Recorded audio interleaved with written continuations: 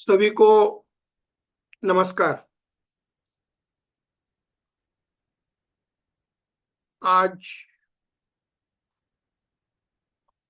5 तारीख है। ये 5 तारीख ये मेरा जन्मदिन है। और जो भी कार्य हम करना चाहते हैं वो उसकी शुरुआत मैं इसी दिन से करता हूँ। तो अभी 10:16 हो गए हैं। तो आज का जो पहला बेसिक कंसेप्ट जो है, अगर वो हमने देखने का प्रयास किया तो आपको पता चलेगा कि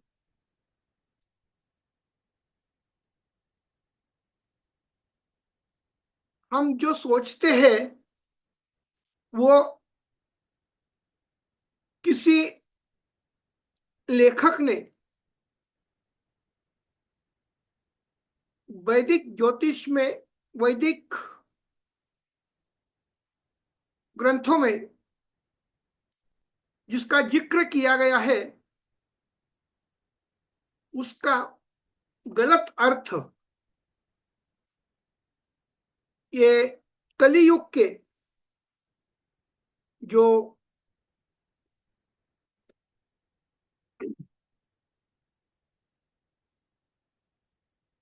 ज्योतिष अभ्यासक है उन्होंने बना के हमारे सामने ओरिजिनल ग्रंथ जो है वो ग्रंथों का गलत अवतरण हमारे सामने कर दिया है। तो पहली बात यह है कि ज्योतिष, ज्योति यानी कि लाइट, एंड ईश यानी कि भगवान, दी गॉड, गॉड, गॉडेस, अब जिस नाम से उनको पुकारते हैं उनका संबंध यहां से आता है। होरा शास्त्र, ज्योतिष शास्त्र का दूसरा नाम जो है वो है होरा, होरा शास्त्र। होरा का मतलब क्या होता है? होरा का मतलब होता है कि आप जो विचार करते हैं उस विचार करने की पद्धति को हम होरा कहते हैं। अगर आपने मराठी में सुना होगा तो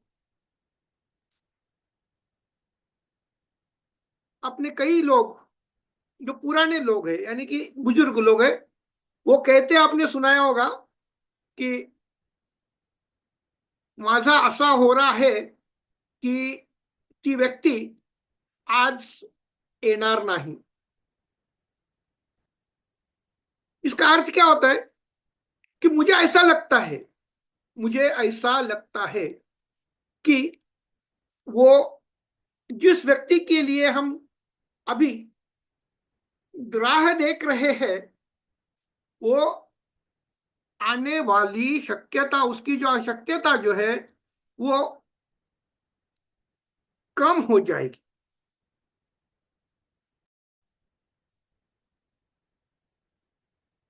क्योंकि अगर हमारे सामने जो लगता है असल में वो होता नहीं है, जो लगता है असल में वो होता नहीं है, इसका मतलब क्या? इसका मतलब ये होता है कि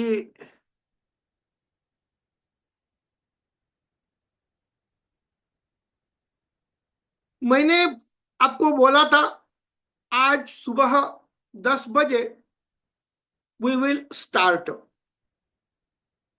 मुझे कोल्हापुर में घर जब मैं आया बंबई से, तो रात के 1:30 बजा था, 1:30 बजे थे। उसके बाद यहाँ ठंड भी थोड़ी सी ज्यादा थी, इसके कारण मैं सुबह जितना जल्दी उठना उठना चाहता था, लेकिन मैं नहीं उठ पाया। तो इसके कारण, और आज मेरा जन्मदिन होने के कारण, मेरे जो शक्ति का स्थान होता है, भगवान जी का दर्शन, वो करने के लिए मैं चला गया। और जब मैं यहाँ आया तो 10:10 हो चुके थे।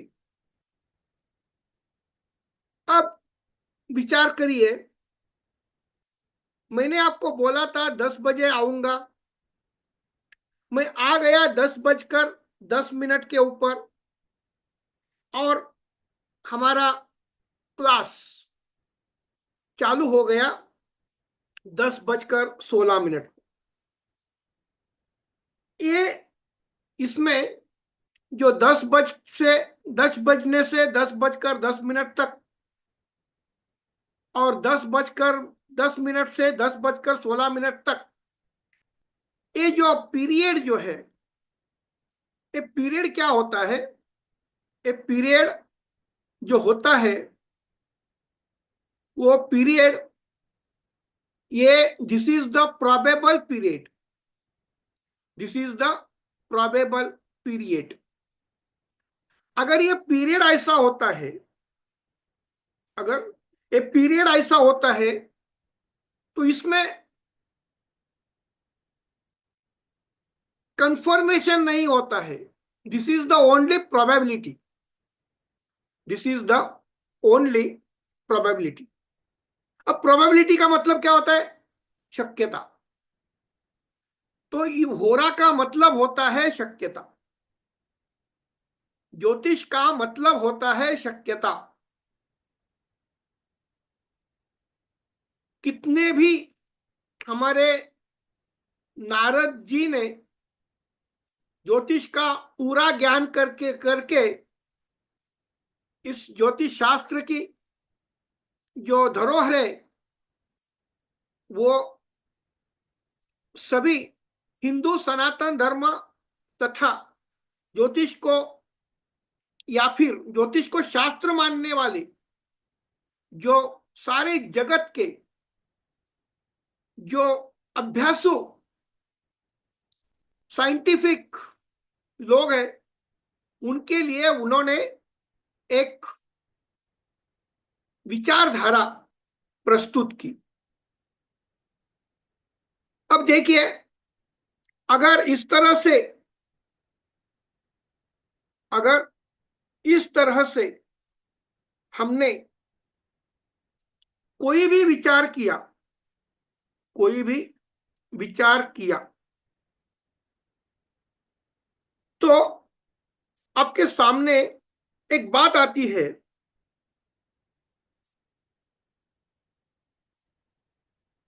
और ये बात ये है कि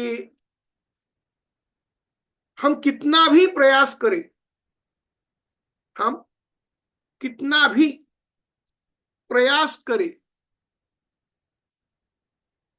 तो उस प्रयास में हमारे सामने जो विचार आते हैं, वो विचार कई बार गलत साबित होते हैं, गलत साबित होते हैं। तो अगर मेरे सामने, मैंने आपको बताया कि ज्योतिष शास्त्र साइंस है, तो ज्योतिष शास्त्र की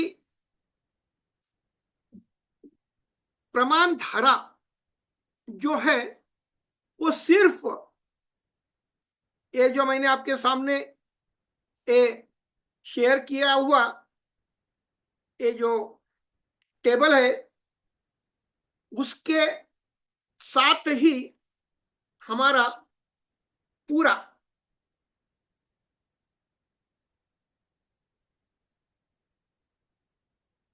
ओके। अभी आपके सामने स्क्रीन कौन सा आ रहा है? हेलो,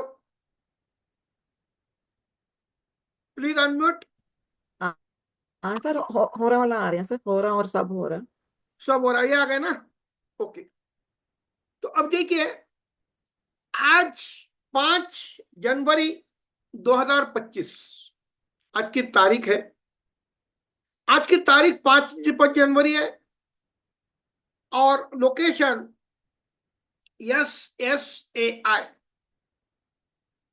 सौभाग्य सुमंगल एस्ट्रोलॉजी इंस्टीट्यूट SSAI कोल्हापुर।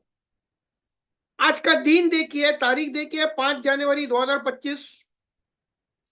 आज का दिन रविवार है और यहाँ कोल्हापुर में सनराइज जो है वो 7:03 और 3 सेकंड को सूर्योदय हो गया है। आपको पता है कि किसी भी ज्योतिष शास्त्र का विचार करेंगे तो रवि या सूर्य को हम पिता मानते हैं। इसलिए हमारे ज्योतिष शास्त्र में पहला नक्षत्र कौन सा आता है, तो वो नक्षत्र आता है कृतिका नक्षत्र। कृतिका, रोहिणी, मृग, आर्द्रा, पुनर्वसु, पुष्य, अश्लेषा, मघा, इस तरह से 26वां नक्षत्र आता है अश्विनी और 27वां नक्षत्र आता है भरणी। लेकिन ये सारी बातें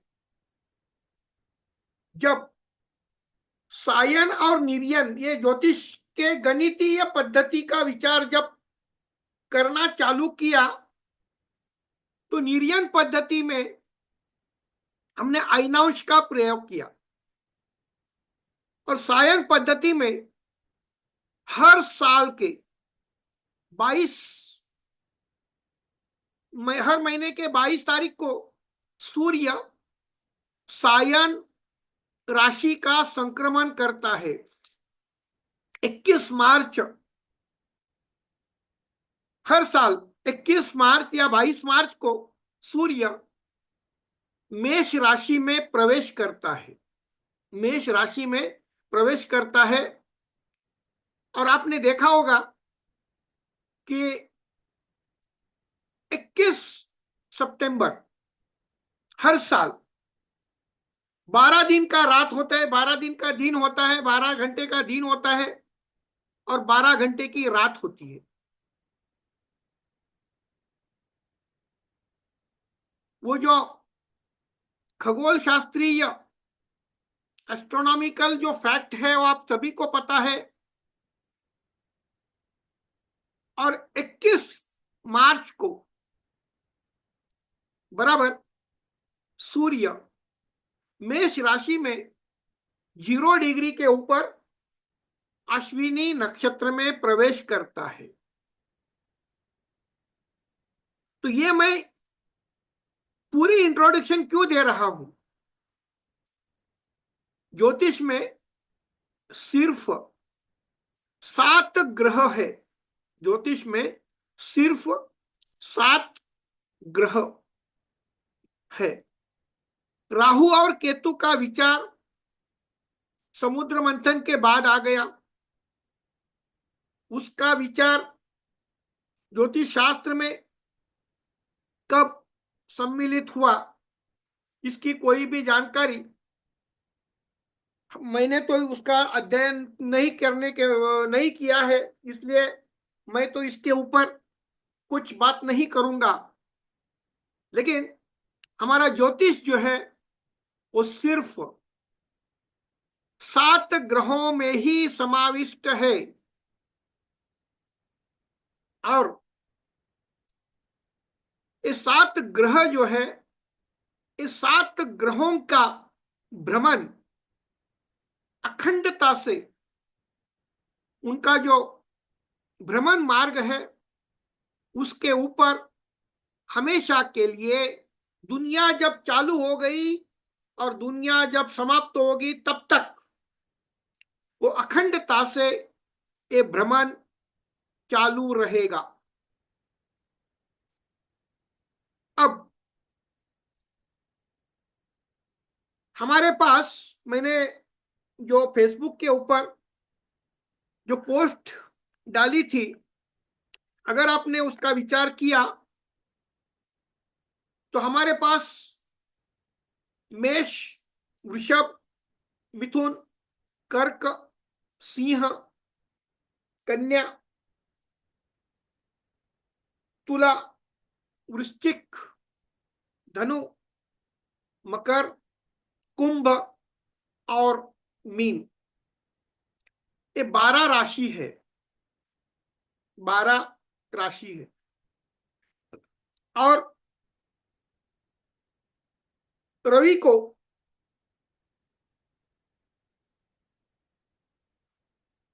रवि जो है वो रवि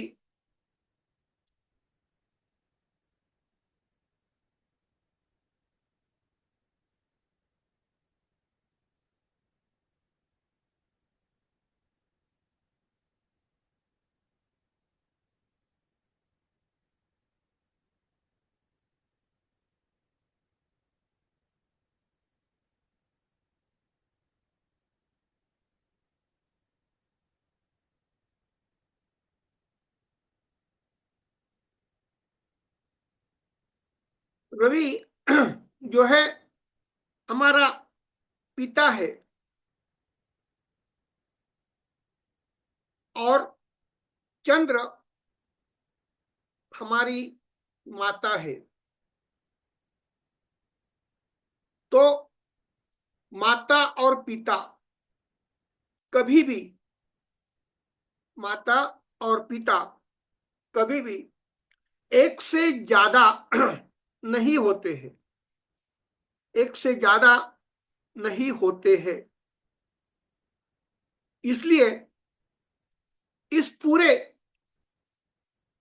360 डिग्रीज का हमारा जो राशि चक्र है उसमें हमारा जन्म माता से होता है। इसलिए इस राशि चक्र में कर्क की पहली राशि आती है।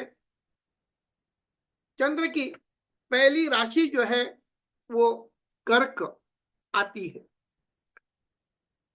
उसके बाद हमें एक्सेप्ट सदर्न साउथ के जो कुछ स्टेट्स है उसमें मातृसत्ताक यानी कि माता को महत्व दिया जाता है।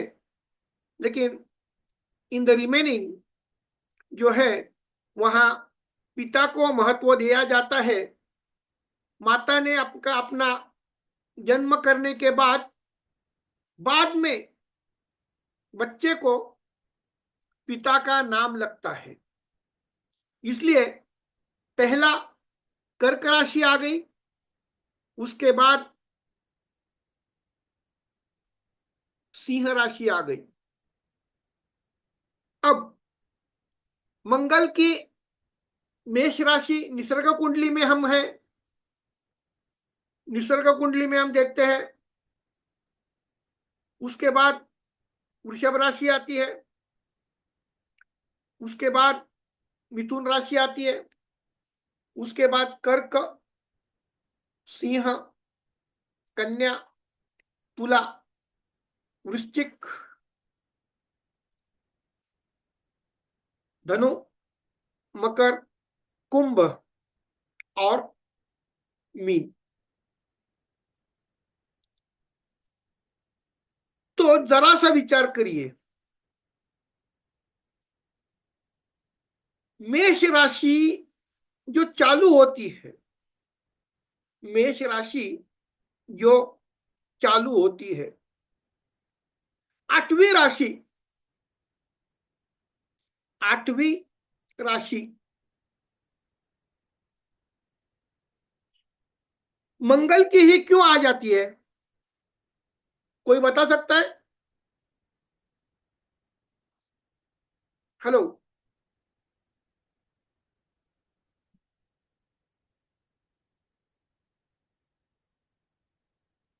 मेष लग्न की अगर हमने कुंडली का विचार किया, मेष लग्न के कुंडली का अगर हमने विचार किया तो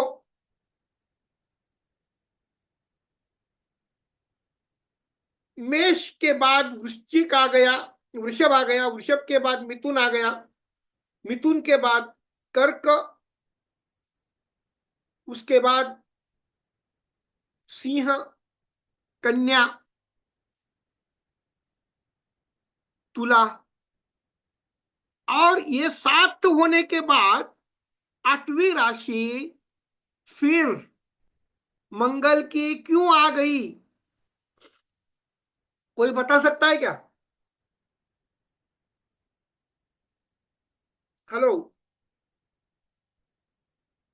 आपका जो इमेजिनेशन पावर जो है वो आप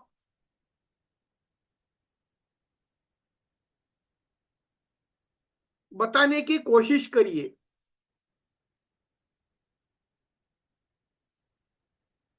मेष लग्न के निसर्ग कुंडली में पहली राशि मंगल की है, तो आठवीं राशि मंगल की ही क्यों आ गई? कोई बता सकता है क्या?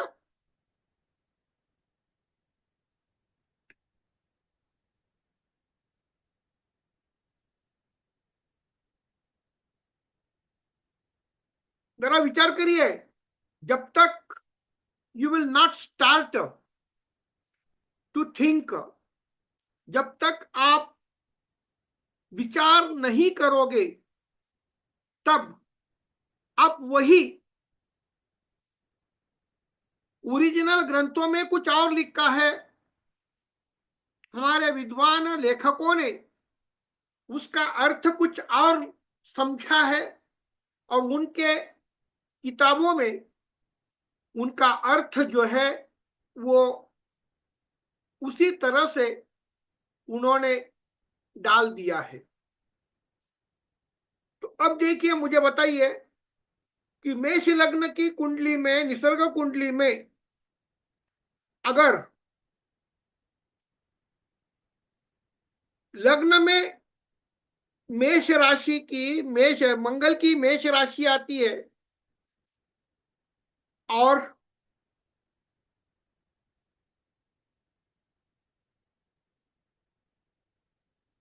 आठवीं राशि भी मंगल की क्यों आती है?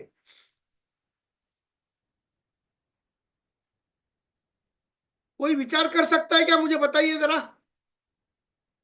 आपको जो लगता है आप बताइए, और यहां से मैं आपको बताऊंगा कि यहां this is the base of the astrology. आपने कभी इसका विचार किया है?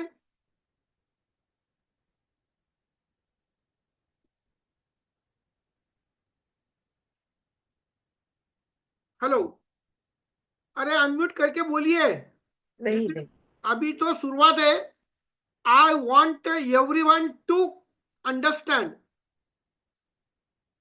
बताइए।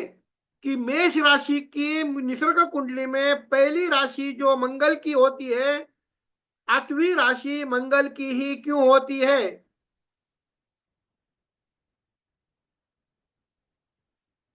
कोई बता सकता है तो बताइए।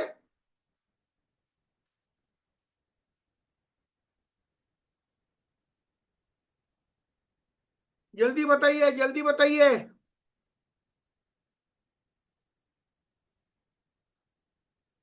हेलो।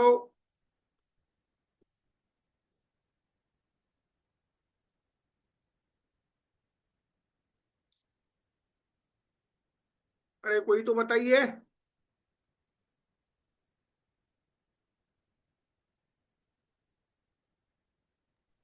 हाँ हाँ, हेलो सर, नमस्कार। हाँ बोलिए, शिवम भवतु, सभी को हाँ, आशीर्वाद, बोलिए। आज जन्मदिन की सर बहुत बहुत शुभकामनाएं सर, बहुत बहुत धन्यवाद, मुबारक। धन्यवाद। नहीं नहीं, मैं हाँ जो बोलता हूँ, जब मैं ये बोल रहा हूँ तो आई वांट दिस ओनली।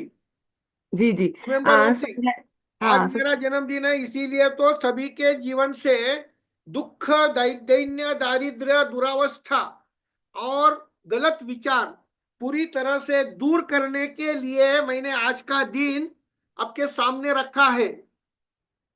तो मुझे ये बताइए कि एक्चुअली मेष लग्न के लिए अगर पहली राशि निसर्ग कुंडली में, अगर पहली राशि मेष राशि है, तो आठवीं राशि मंगल को ही क्यों दे दी गई?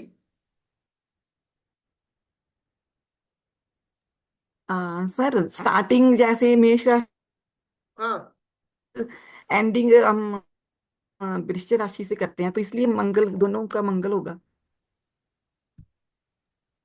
मैंने आपको क्या बताया?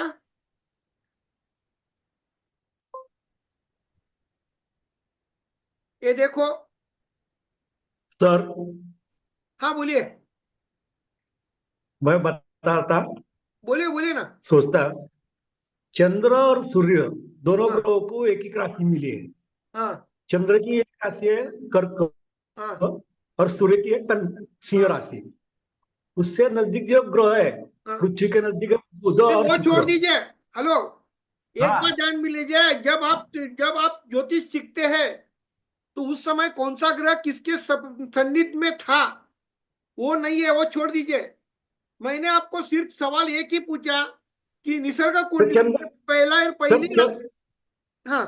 चंद्र के नजदीक की राशि मिथुन, वृषभ, मेष, मीन और सिंह। ये राशि कर्क साइड में आ गई। हाँ नहीं, और लेकिन हेलो, तो कर्क चंद्र के पहले जो आता है मिथुन, बुध की राशि आठवीं स्थान पे क्यों नहीं आई? आंतरिक ग्रह हाँ, पृथ्वी के और सूर्य के, बुध और नहीं शुक्र। कहा। इसलिए मैं क्या, बुध हेलो, को एक नंबर है।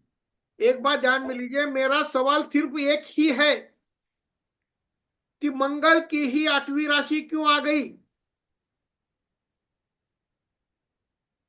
अगर मिथुन भी, वृषभ भी, मेष भी, मीन, कुंभ और मकर, ये 6 साइंस अगर चंद्र के लिए नजदीक है, तो मेरा सवाल सिर्फ ये है कि लग्न निसर्ग कुंडली में आठवीं राशि यहां ये है, तो यहां आठवीं राशि मंगल की ही क्यों आ गई? नहीं बता सकता सर, आप बताइए। अरे पहली बात ध्यान में लीजिए, मैंने आपको क्या बताया, आज की शुरुआत मैंने किस सेंटेंस से की? आज का क्लास की शुरुआत मैंने किस सेंटेंस से की? ज्योतिष, astrology is consisting of only 7 planets. ज्योतिष शास्त्र जो है वो सिर्फ 7 ग्रहों के ऊपर निर्धारित है, निर्भर है। तो अगर वृषभ राशि का विचार करेंगे, और मंगल को ही म्हणजे मेष लग्न, मेष राशि को ही लग्न में मेष लग्न को ही ये निसर्ग कुंडली क्यों बनाई? मेष राशि को ही निसर्ग कुंडली में लग्न का क्यों दर्जा दिया? इसके पीछे का सिंपल लॉजिक जब मैं बताऊंगा तो यू विल बी एस्टोनिश्ड। आपको है ना, इतना आप आश्चर्यचकित होंगे कि इतना भी विचार उन्होंने किया था। तो अब देखिए, आज का दिन कौन सा है? आज का दिन कौन सा है? हेलो बताइए। रविवार है सर। रविवार है। तो रविवार जब होता है तो ये होरा कुंडली में पहला होरा किसका होगा? यहां आपके सामने ये रेडी रेकनर रखा है। अगर रविवार का। आज रविवार है, 7:03 और 3 सेकंड को अगर मेरा सूर्योदय हो गया है तो पहला होरा जिसका दिन है वीक डेज, जिसका वीक डे है उसका पहला होरा हो जाएगा। Is it right? समझ में आ गया? तो अब अगर हमने इसी का विचार करते हुए, ये पहला होरा हो गया रवि का 7:03 से 7:58 तक, ये पहला होरा हो गया रवि का। दूसरा होरा 7:58 से 8:54 तक दूसरा होरा बन गया शुक्र का। उसके बाद 8:54 से 9:50 तो ये होरा बन गया मर्क्यूरी का।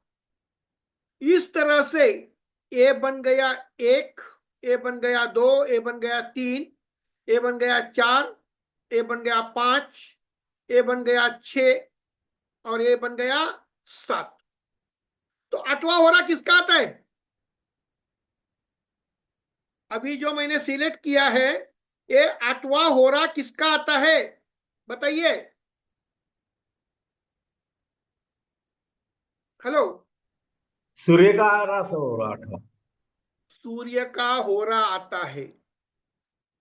तो मंगल निसर्ग कुंडली में मंगल की मेष राशि प्रथम क्यों ली?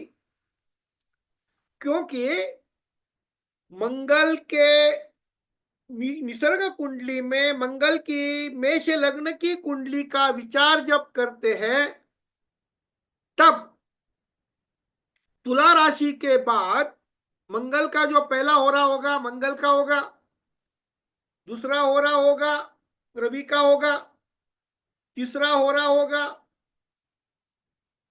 शुक्र का होगा, चौथा होरा होगा बुध का, पांचवा चंद्र का, छठा शनि का और 7वां होगा गुरु का। तो फिर 8वां होरा किसका आएगा? मंगल का ही आएगा ना। हेलो।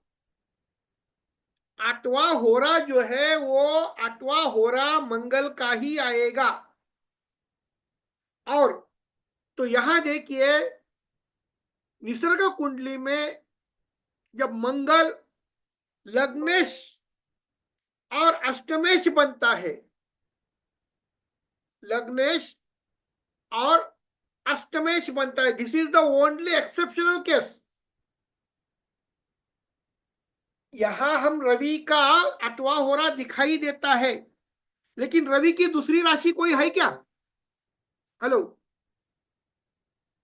रवि की दूसरी कोई राशि है क्या? नहीं। शुक्र की दूसरी कोई राशि है क्या? दूसरी राशि है, लेकिन 8वें स्थान पे नहीं है। हेलो,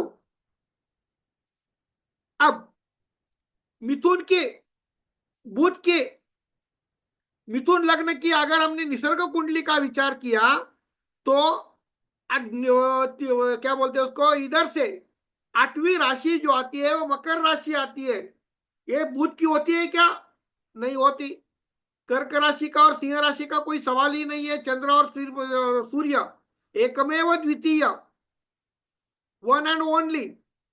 उसके बाद षष्ठ स्थान का कन्या राशि का विचार करें तो वहां से 8वीं राशि जो आती है वो मेष राशि आती है, वो बुध की नहीं होती। हाँ, एक पॉसिबिलिटी रहती है कि तुला लग्न की कुंडली है, तुला लग्न की कुंडली है। तुला लग्न के लिए 1 2 3 4 5 6 7 8, तुला लग्न के लिए शुक्र की ही राशि अष्टम भाव में आती है। शुक्र की ही राशि अष्टम भाव में आती है। तो निसर्ग कुंडली में, निसर्ग कुंडली में एक तो मेष लग्न निसर्ग कुंडली में आना चाहिए, या फिर तुला लग्न निसर्ग कुंडली में आना चाहिए। अब तुला लग्न को निसर्ग कुंडली क्यों नहीं बनाया?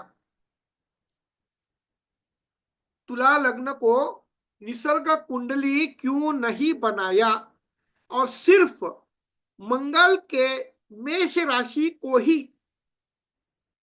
मंगल के मेष राशि को ही निसर्ग कुंडली क्यों बनाया? जब बच्चे का जन्म होता है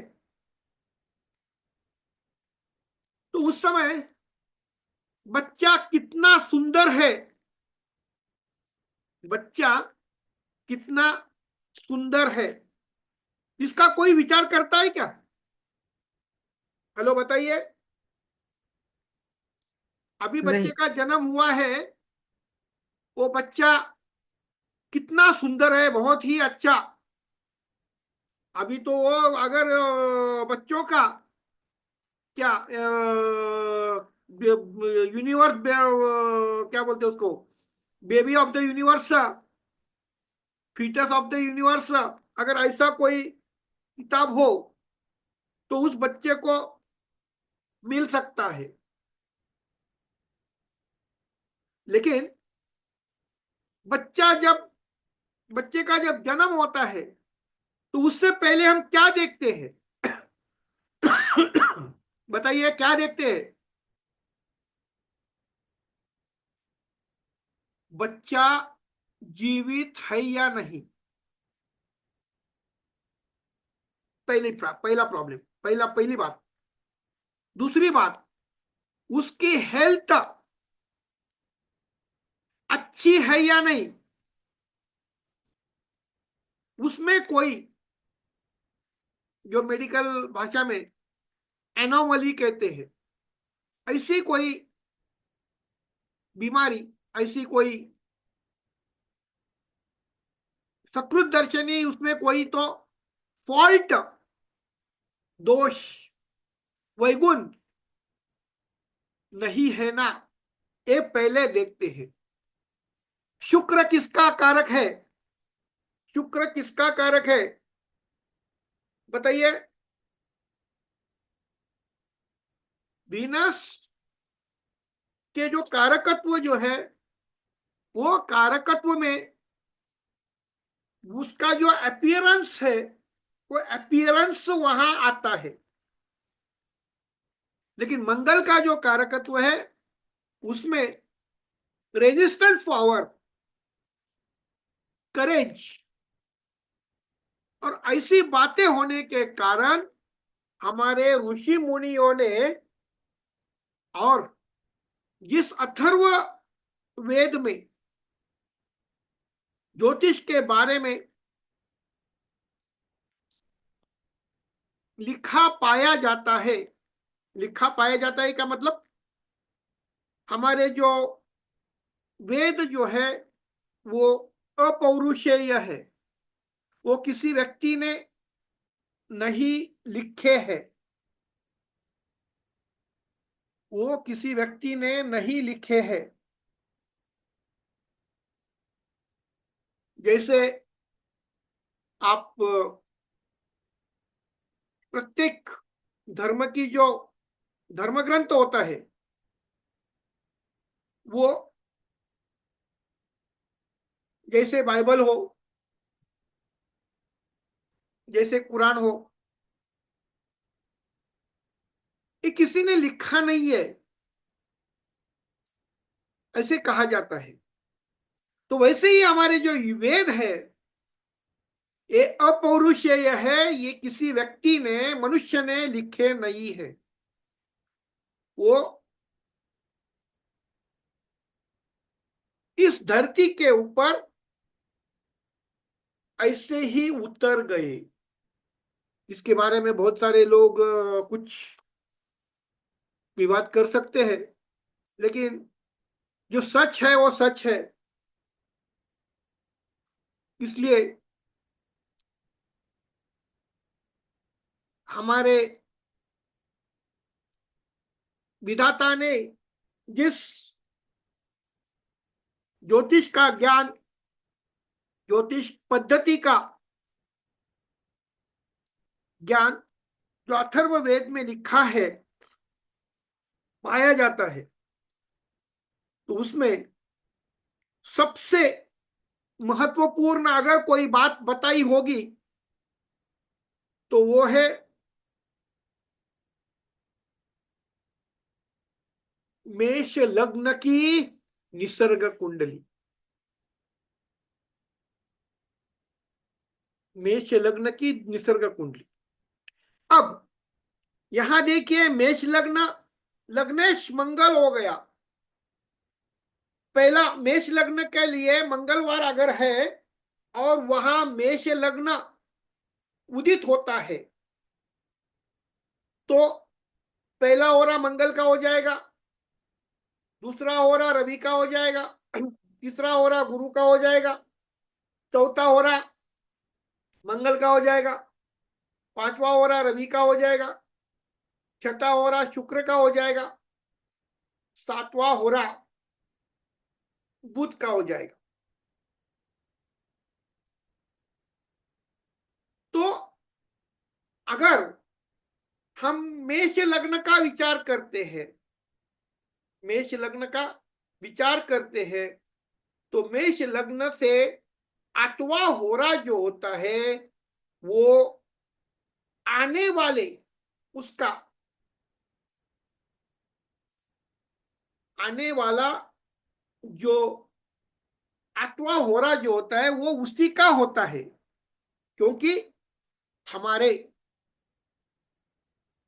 ज्योतिष शास्त्र में सिर्फ 7 ग्रहों का ही विचार किया गया है। अब मुझे बताइए, हमारा पहला रूल क्या है? अष्टम भाव हमेशा के लिए अशुभ फल देता है। अष्टम भाव हमेशा के लिए अशुभ फल देता है, तो उसको एक्सेप्शन भी बनाया कि मेष लग्न के लिए और तुला लग्न के लिए, मेष लग्न के लिए मंगल अष्टमेश बनता है और तुला लग्न के लिए शुक्र लग्नेश अष्टमेश बनता है। इसके लिए अष्टम भाव का अशुभ फल देने वाला नियम शुक्र और मंगल को अप्लाई नहीं होता है। शुक्र और मंगल को अप्लाई नहीं होता है। अगर ये बात आपके समझ में आ गई, अगर ये बात आपके समझ में आ गई, तो ये पूरा ज्योतिष शास्त्र का जो घटनाक्रम जो है, ये ज्योतिष शास्त्र, एक बात ध्यान में लीजिए, आपके जन्म कुंडली के कारण कोई भी घटना, जगत की कोई भी घटना घटित नहीं होती है। घटना घटित होने का जो संबंध है, वो संबंध पूरी तरह से, ये संबंध जो है वो पूरी तरह से सिर्फ ये 7 ग्रहों का जो कंटिन्यूअस मूवमेंट वो ही कोई भी घटना घटित करवाती है, कोई भी घटना घटित करवाती है। इसका मतलब क्या होता है, समझ लीजिए कि आज आपके कुंडली में कोई तो लग्न होगा, आपको कोई भी दशा चालू होगी, कोई अंतरदशा होगी, कोई विदशा होगी, कोई सूक्ष्म दशा होगी, कोई प्राण दशा होगी। आज के कुंडली, आपकी जो कुंडली में कोई भी ग्रह 9 भावों में अलग अलग स्थिति पे होंगे, उसमें कई ग्रह आपके लिए शुभ होंगे, कई ग्रह आपके लिए अशुभ भी होंगे। लेकिन सबसे महत्वपूर्ण बात यह है,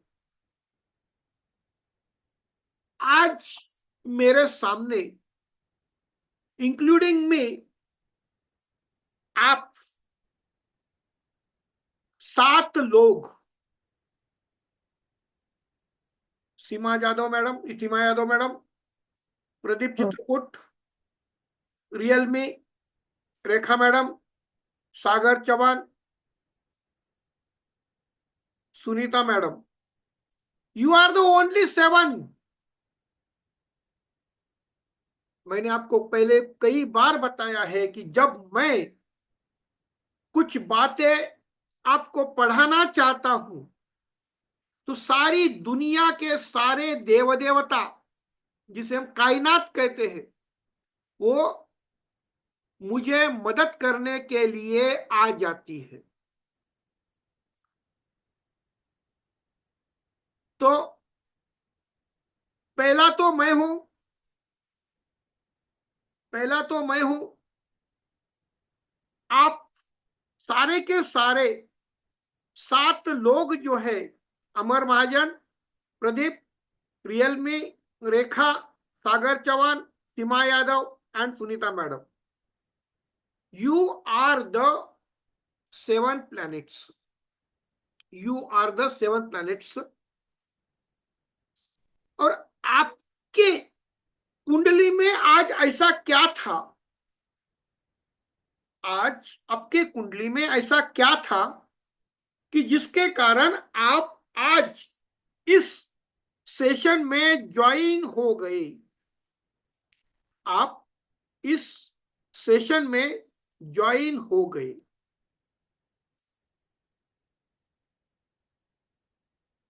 तो ना तो दशा अंतरदशा फल देती है, ना only transit will give the result, लेकिन आपके जीवन में जो घटना फल देती है, वो घटना का मेकर, डिसीजन मेकर जो है, ये है हमारे होरा। क्योंकि आपके कुंडली में, ये इस कुंडली को विचार करिए, इस कुंडली में, इस कुंडली में अगर आज रवि का सिंह लग्न, होरा जो होता है वो होरा लग्न के हिसाब से बनाया जाता है। 2 सेकंड में कुछ ये करता हूं आपके सामने।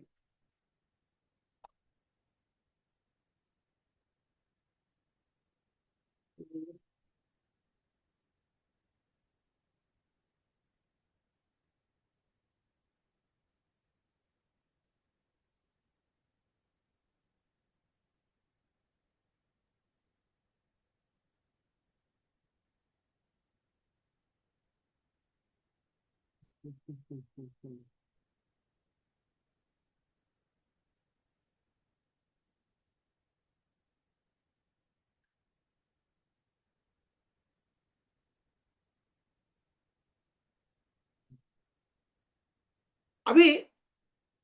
11:06 और 11 सेकंड हो गए। 11:06 और 11 सेकंड। अभी मैंने स्क्रीन रिफ्रेश किया, मैंने मेरे कल जो मैंने पोस्ट आपके सामने रखी थी, उसमें मैंने एक वर्णन किया था।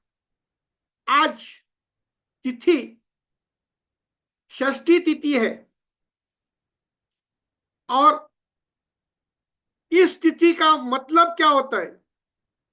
इस तिथि का मतलब ये होता है कि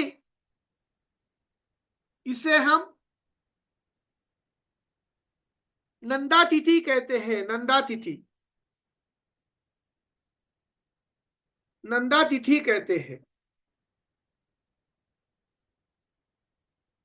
तो अब देखिए,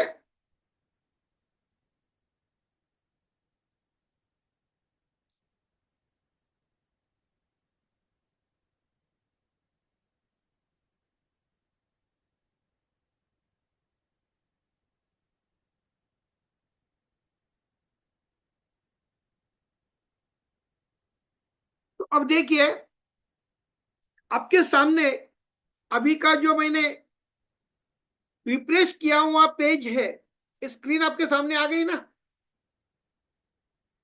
टाइमिंग देखिए, 5 जनवरी 2025, 11:06 और 11 सेकंड। अब मुझे बताइए,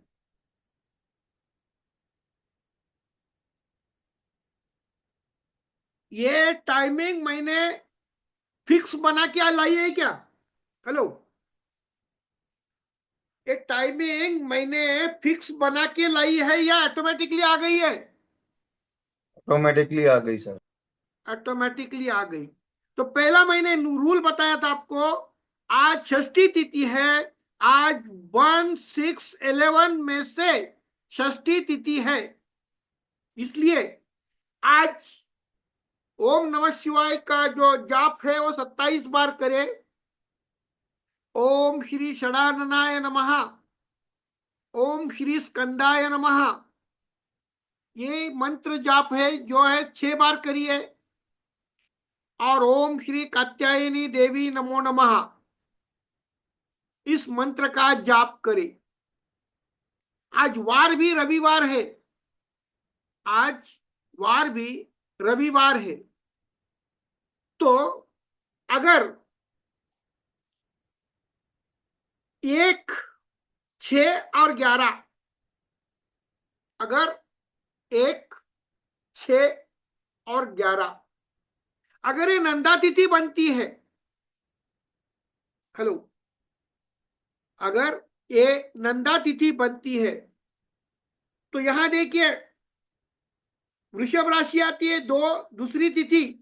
अगर हमने मेष लग्न के लिए मंगल का होरा मानते हैं, वृषभ राशि का विचार करते हुए शुक्र का होरा मानते हैं, तो शुक्र की वृश्चिक राशि है।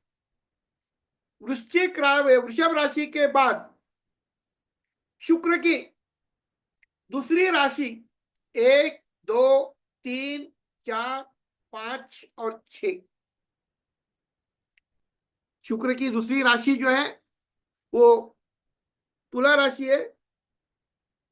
इसलिए, और ये राशि क्या करती है? शुक्र 2 और 7 इन राशियों का अधिपति माना जाता है। अब what is the common?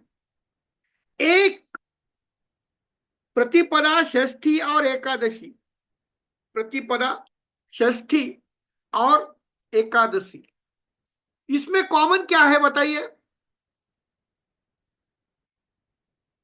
Hello, प्रतिपदा, षष्ठी और एकादशी, इसमें कॉमन क्या है?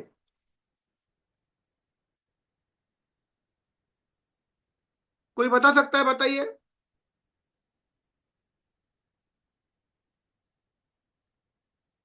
इसमें कॉमन एक बात है कि पहली तिथि से दूसरी तिथि जब पांचवी होती है,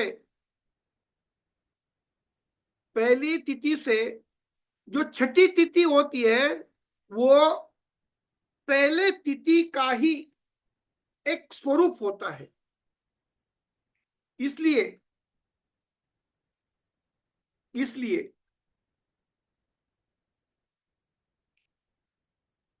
अब देखिए,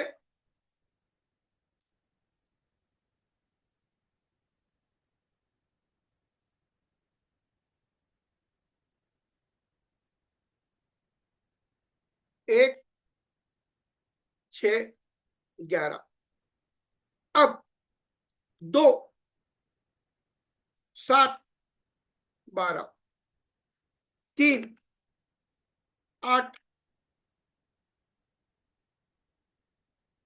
13, 4, 9, 14, 4, सॉरी, 4, 4, 9, 14, ये पंचमी, दशमी, अमावस्या, ऑब्लिक पूर्णिमा। इसका मतलब क्या होता है? 1, 6, 11 आर द नंदा तिथि,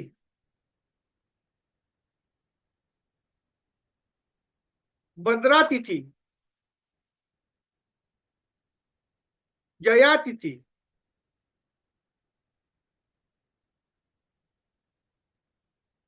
रिक्ता तिथि, और ये जो होती है वो पूर्णा तिथि होती है।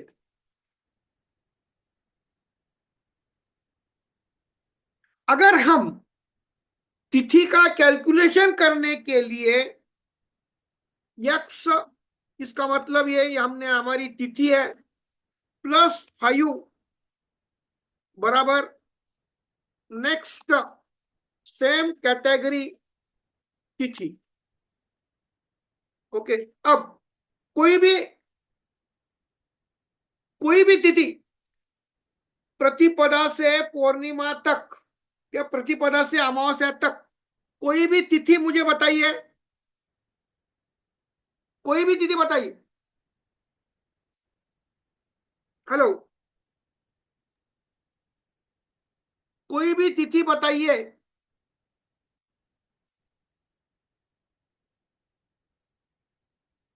तिथि नंबर बताइए। अरे बोलिए कोई तो। षष्ठी, अष्टमी। षष्ठी।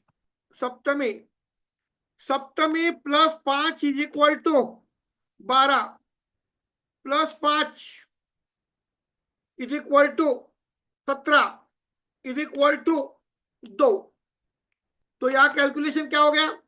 7, 12, 2, 2 आ गया कि नहीं?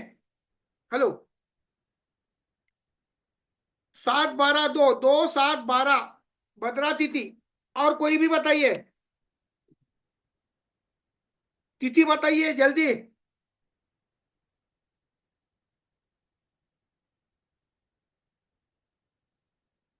8 लीजिए, 8, 8 +13 +5 18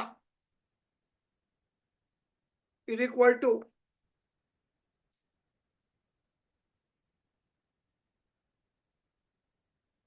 3, 8, 13 या 8, 13, 3, किसी भी तरह से विचार करिए। ये तिथि का जो कॉम्बिनेशन होता है, वही कॉम्बिनेशन हमको इसका विचार करने के लिए लेना है। अब मैंने मेरे पोस्ट में कल लिखा था, Mars is the Lord of 1 and 8, but Mars will influence the 1 and 6. Mercury is the lord of 3 and 6, but Mercury will influence the 3 and 8 signs. 3 and 8 signs. तो जब भी हम मंगल का विचार करते हैं तो मंगल के लिए Mangal Mars is equal to 1, 6, Venus is equal to 2, 7, Mercury is equal to 3, 8, Moon 4, Sun 5. Okay, अब Jupiter is equal to only 9, Saturn is equal to 10/0.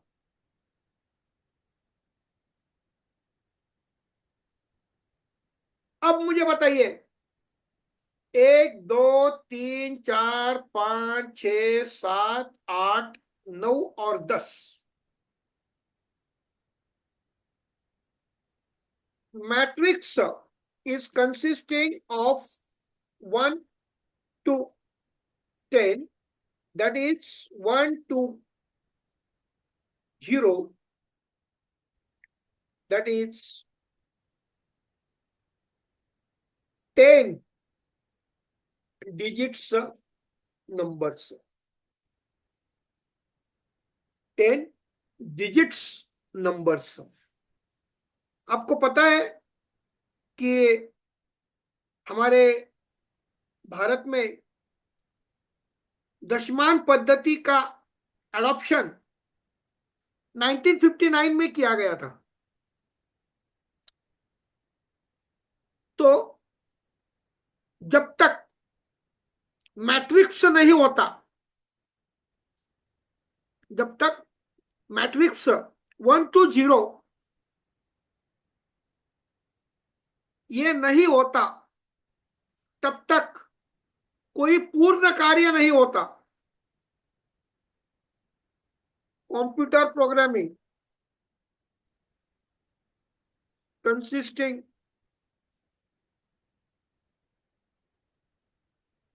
only 0 and 1 as the binary digits. Why they are not taking the 2, 3, 4, 5, 6, 7, 8, 9?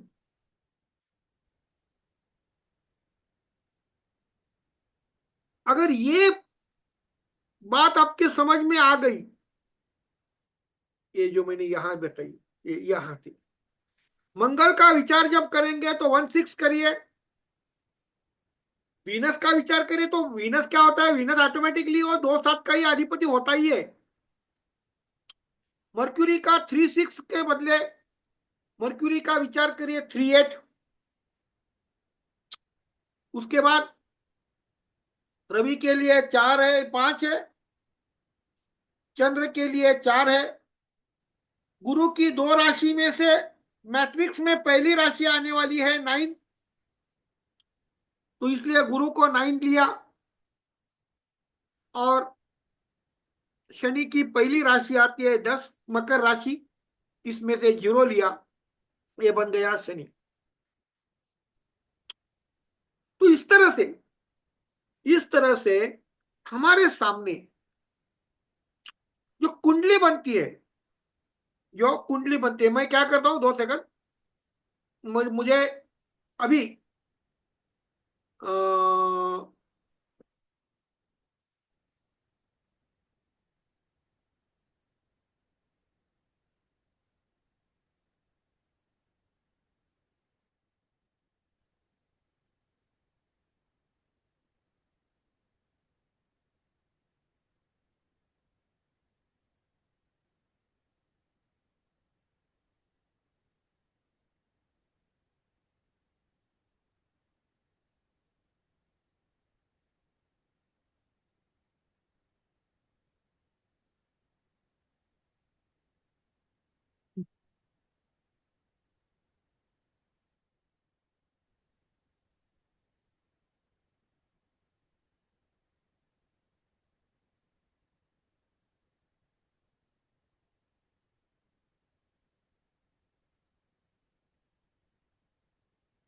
ये हमारी कुंडली बन गई। ये south पद्धति की कुंडली है। तो जब भी ये लग्न भाव होता है, ये हमेशा के लिए वही रहता है वो।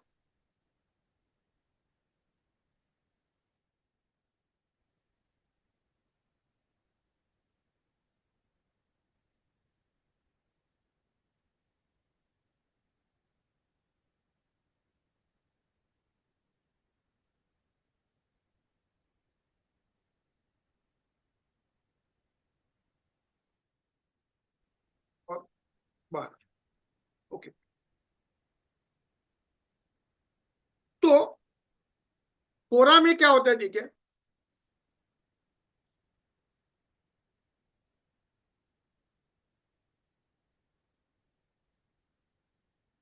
अब ये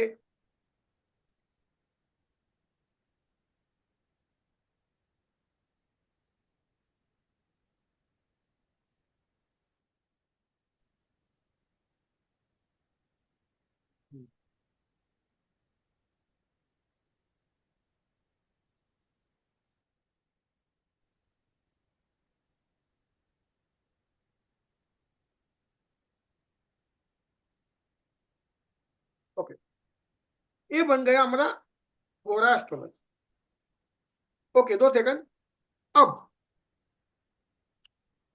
सन, आज Sunday, Sunday 5/2025, sunrise 7 hours 3 minutes 3 seconds। पहला ओरा कौन सा होगा? पहला ओरा कौन सा होगा? रवि का। दूसरा ओरा वीनस। शुक्र का। तीसरा मर्क्यूरी। चौथा मून, सैटर्न। उसके बाद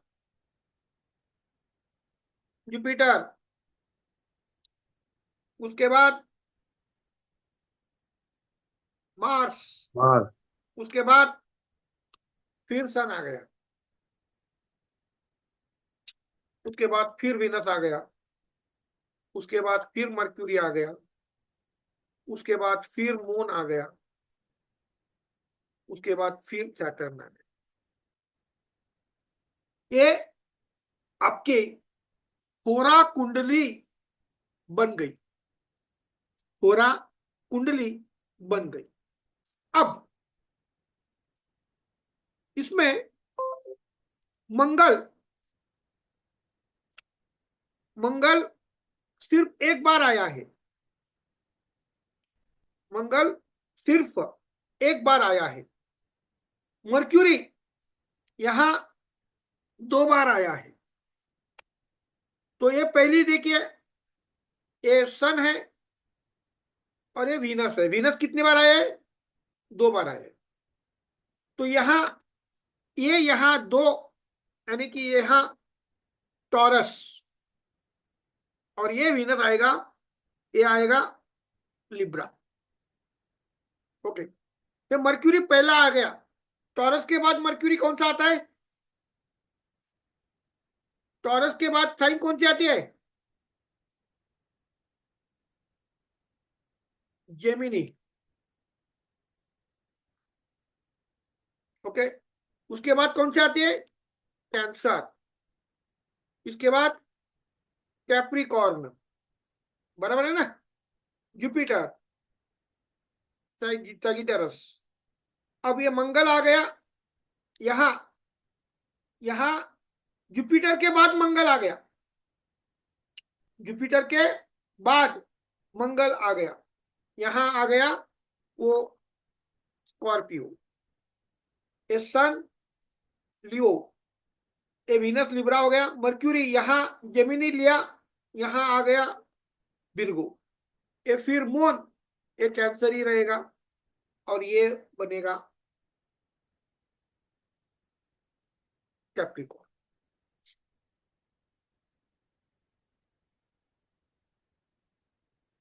ये जो आपकी जो कुंडली बनती है, इसे हम होरा कुंडली कहते हैं। और होरा कुंडली जो बनती है, ये आपके कुंडली में आपके जन्म समय के अनुसार जो जन्मदिन का जो समय होता है, वो जो होरा होता है, वो होरा लग्न भाव में डालकर सारा जो सीक्वेंस है वो डालकर करने का। अब मुझे बताइए कि मेष लग्न में जिसका जन्म 7:03 और 3 सेकंड को हुआ है,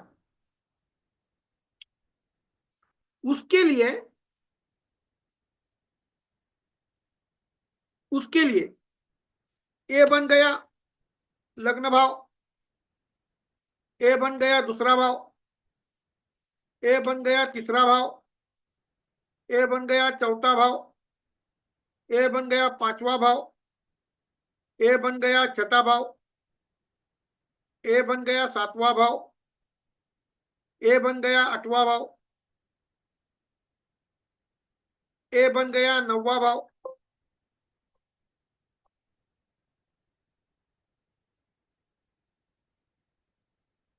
ए बन गया 10वां भाव, ए बन गया 11वां भाव, और ए बन गया 12वां भाव।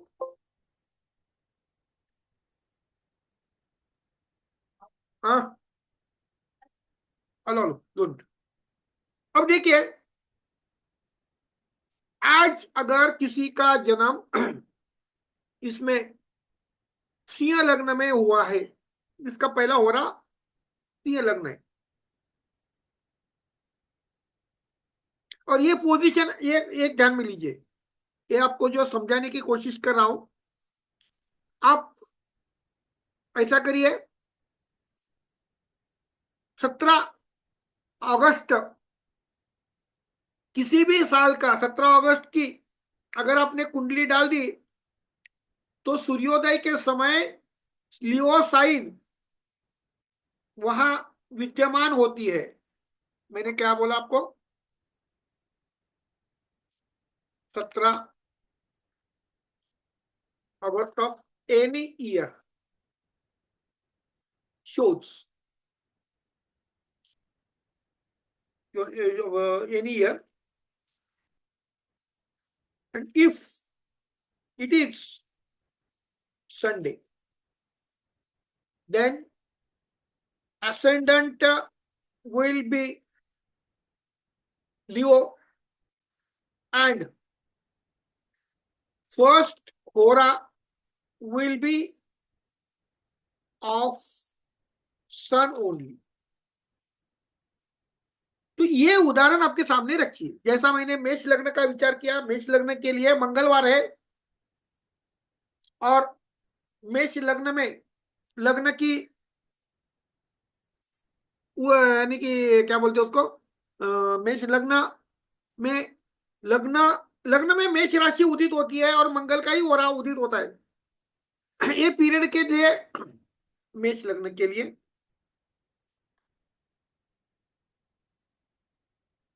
टेक 17 अप्रैल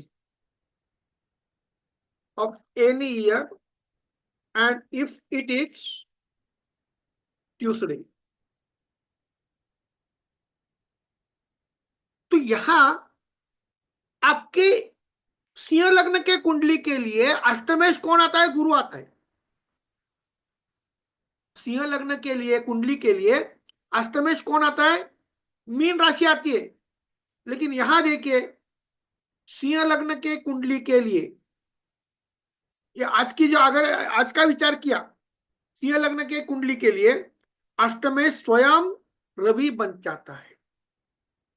अष्टमेश स्वयं ये रवि बन जाता है। तो इसलिए हमारा जो भविष्य कथन गलत क्यों होता है? हम जो सोचते हैं, हम सोचते कोई और, कुछ और है और होता कुछ और है। ये पहला हमारा क्लास था। दिस इज द होरा एस्ट्रोलॉजी। होरा एस्ट्रोलॉजी, इसमें से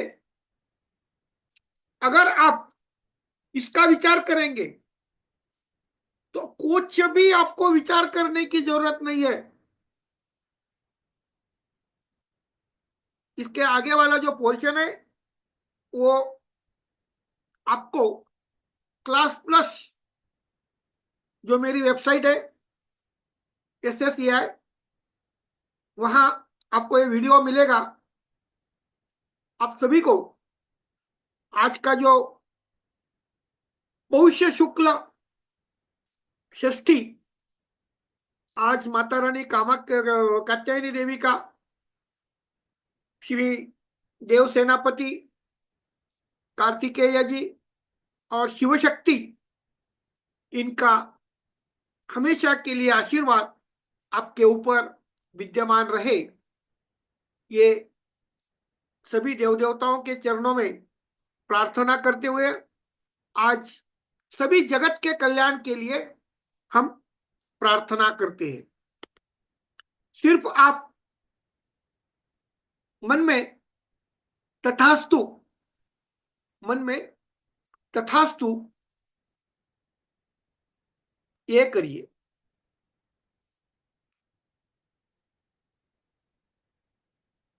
तथास्तु। Okay, 2 second.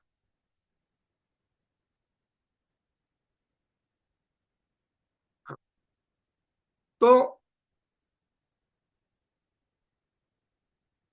श्री गणेशाय नमः। अर्धनारी नटेश्वराय नमः। दत्त महाराज, नवनाथ, ज्योतिबाराय, भद्रकाली, महालक्ष्मी, महासरस्वती देवी, श्री गणेश, तुलजा भवानी, नवदुर्गा, दश महाविद्या, मारुतिराय, ब्रह्मा, विष्णु महेश, बेताल महाराज, मसोबराय, खंडोबराय, सर्व देव देवता, स्थान देवता, वास्तु देवता, काळ देवता, मातृदेवता, पितृदेवता, रेणुका देवी, सात्यासरा देवी, काळकाई, पावनाई, त्र्यंबोली, फिरंगाई सह सर्व देव देवता, सर्व गुरुतत्व बाबा, आम्ही आपणास नमस्कार करतो। आमचं, आमच्या कुटुंबाचं, मुलाबाळांचं, व्यवसाय धंद्याचं, घरादाराचं, गाडी घोड्याचं पूर्ण रक्षण करून प्रत्येक कार्यामध्ये यश येण्यासाठी तुम्ही आमच्या पुढे चालत राहा। आमच्या मुलांचं शिक्षण, आरोग्य, व्यवसाय धंदा, विवाह, वैवाहिक सौख्य, कौटुंबिक सौख्य, संतती सौख्य, सामाजिक प्रतिष्ठा आणि व्यावसायिक प्रगती या संदर्भात जे काही त्रास, क्लेश, नुकसान, उपद्रव, मानहानी, अप्रतिष्ठा, अपमान, पराभव, लुबाडणूक, फसवणूक, विलंब, खोळंबा, थोपवणूक, तसंच कोर्ट कचेरी किंवा अन्य जे काही त्रास असतील ते पूर्णपणे दूर करून प्रत्येक कार्यामध्ये यश येण्यासाठी तुम्ही आमच्या पुढे चालत राहा।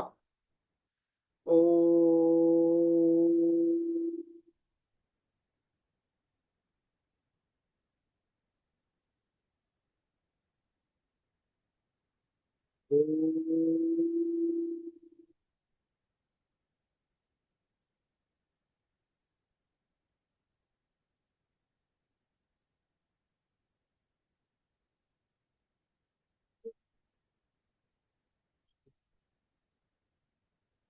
तो मंगलवार के बाद, बुधवार के बाद हमारा क्लास चालू होगा। मैं अभी कल सुबह बम्बई जा रहा हूँ, सिंधुदुर्ग जा रहा हूँ।